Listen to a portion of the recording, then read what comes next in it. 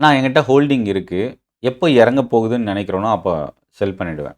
அதே மாரி நான் ஷார்ட் இனிஷியேட் பண்ணணும் அப்படின்னாலும், தொடர்ந்து இன்கிரீஸ் ஆயிட்டு இருக்கிற ஒரு ஸ்டாக்ல இண்டெக்ஸ் எங்கேருந்து ஃபால் ஆக போகுதுன்றதுக்காக வெயிட் பண்ணுவோம்.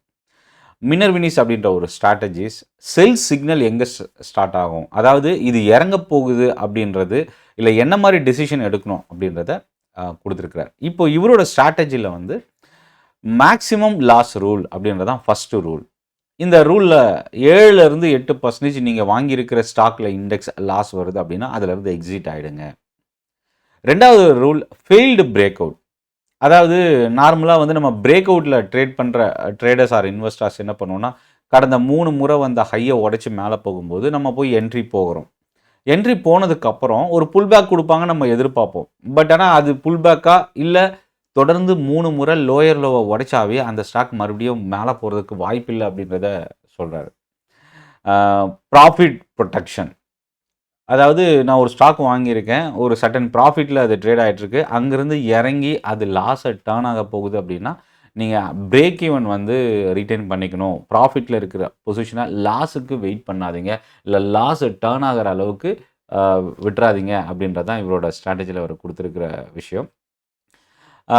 இதில் இன்னொரு விஷயம் என்ன அப்படின்னா, 2 மூவிங் ஆவரேஜ் இவர் கொடுத்துருக்காரு. ஒன்று 50 டேஸ் சிம்பிள் மூவிங் ஆவரேஜ். இதுக்கு பிலோவில் ஃபால் ஆனாலோ அந்த ஸ்கிரிப்ட் மேபி அது இண்டெக்ஸ் இல்லை ஸ்டாக் எக்ஸிட் ஆகணும் உங்களோட லாக் பொசிஷன்.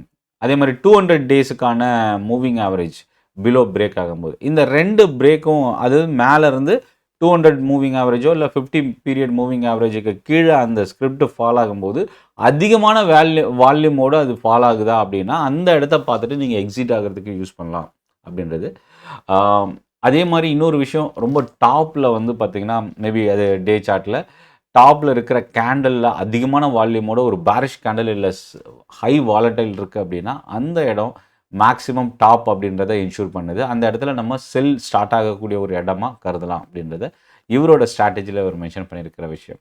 ஸோ உங்களுக்கு என்ன ஸ்ட்ராட்டஜி இருக்குது, அந்த ஸ்ட்ராட்டஜி நீங்கள் கமெண்ட்டில் போஸ்ட் பண்ணுங்கள். இந்த வீடியோ உங்களுக்கு பிடிச்ச சென்னை ட்ரேடிங் அகாடமி டெலகிராம் குரூப்பும் சரி, யூடியூப் சேனலும் சப்ஸ்கிரைப் பண்ணலன்னா சப்ஸ்கிரைப் பண்ணுங்கள். லிங்க் டிஸ்கிரிப்ஷனில் இருக்குது. சோஷியல் மீடியா பேஜஸோட லிங்க்கும் டிஸ்கிரிப்ஷனில் ஷேர் பண்ணியிருக்கேன். நன்றி, வணக்கம்.